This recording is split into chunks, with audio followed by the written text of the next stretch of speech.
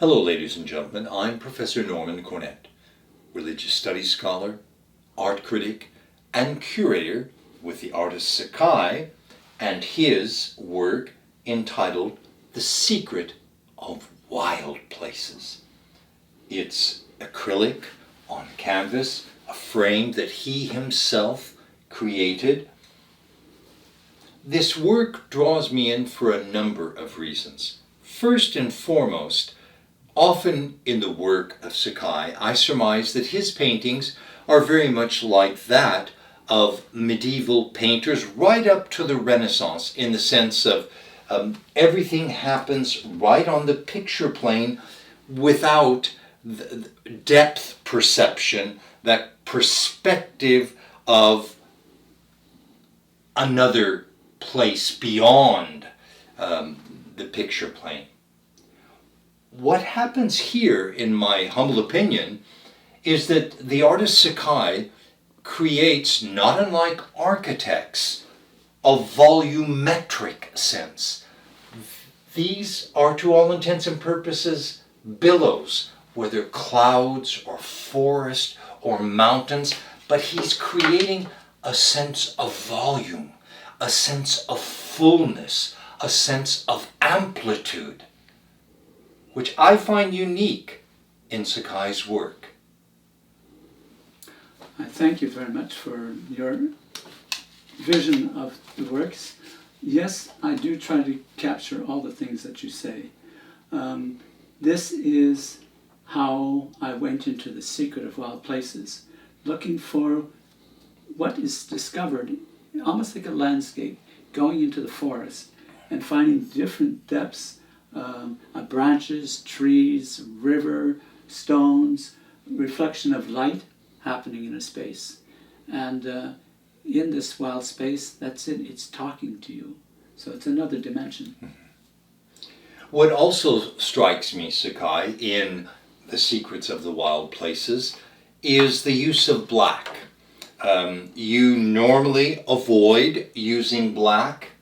Here you use it discreetly, but to very practical effect, to articulate, to delineate, to demarcate, so that I have the sense that intuitively, Sekai, you are in dialogue with other art forms. For example, graphic novels, the predominance of black in the publication of graphic novels, or in animated film. There is something very animated about this work.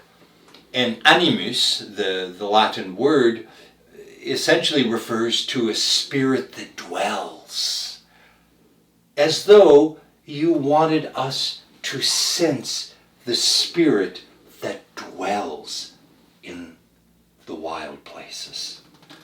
Thank you very much again. Yes, the spirit is hidden there. And we want to know, or not just know, we want to feel the essence of the wild spaces.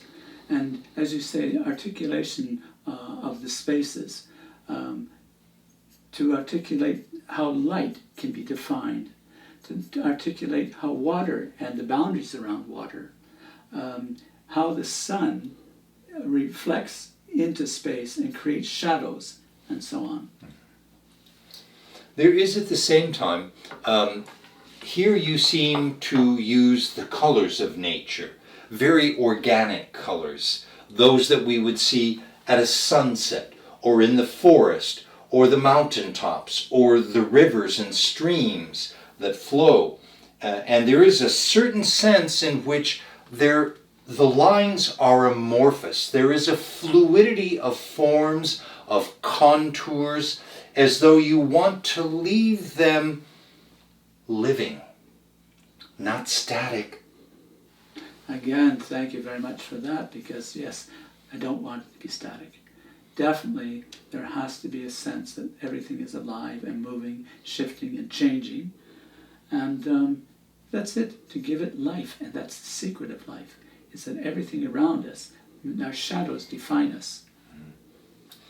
And yet this work albeit ostensibly about landscape. This is what I would call Sekai, much more a magical landscape, a magicscape, a word of my own invention here. Magic? And it leaves our wildest imagination as though anything could happen in nature. Mm-hmm. Mm-hmm. Well, I like the word magic. I think that that's the essence of life. Everything is magical. Mm-hmm. We have to be able to discern that through our eyes, through our pores, through our very physical being. Mm-hmm. Now, I cannot avoid what is the elephant in the room of this composition, The Secret of the Wild Places. The red arc is bigger than life. It is surrealistic.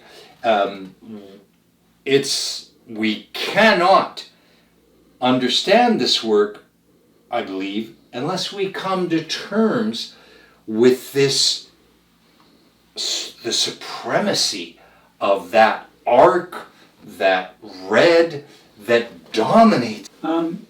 Dominates the composition. I guess people would see it that way. I see it that is the energy of light, the sun itself, at a different period of time in an afternoon, and it's englobing everything. Mm-hmm. Some people see it as a claw, some people see it as other sense, but that's the sun either going down or rising up behind the landscape. It's almost as though you wanted to create an arc that envelops the composition. Very good again. Thank you. I really appreciate that, because that's how I feel, that it's enveloping all of nature. And that, as we know, sun does envelop our lives.